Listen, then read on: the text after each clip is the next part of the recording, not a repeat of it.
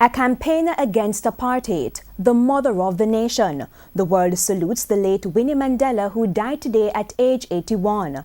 Prime Minister Andrew Holness and opposition leader Dr. Peter Phillips are among those reacting to the death of the South African woman who was once married to the late Nelson Mandela. But first, a quick recap of the life of Winnie Mandela from the CNN. Winnie Mandela considered herself a warrior. She was a powerful yet controversial figure in the anti-apartheid movement. We not only fought on political platforms. I was one of those who were with the people fighting physically against the apartheid regime. While her husband, Nelson Mandela, was incarcerated, she became the face of Mandela's fight against oppression. When he was released from prison after 27 years, she was right by his side. She told CNN what was going through her mind at the time. I was thinking about the liberation of my country. And that was the culmination of bitter years of struggle. While their marriage withstood the battle against apartheid, it couldn't withstand the pressure of freedom. They divorced in 1996, so help me God. 2 years after Mandela was elected the first black president of South Africa. It's very difficult to revisit that period.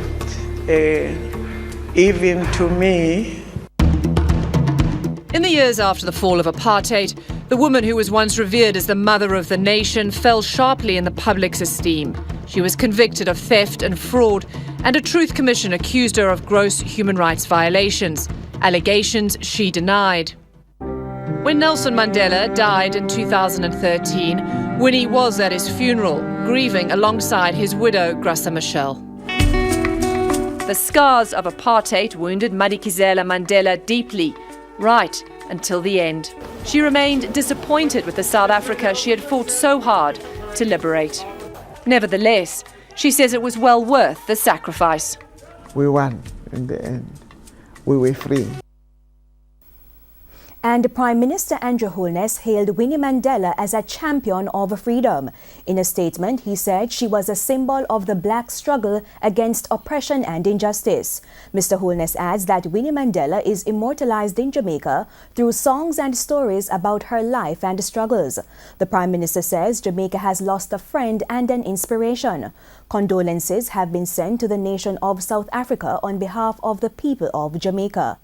And tributes also came from the opposition People's National Party.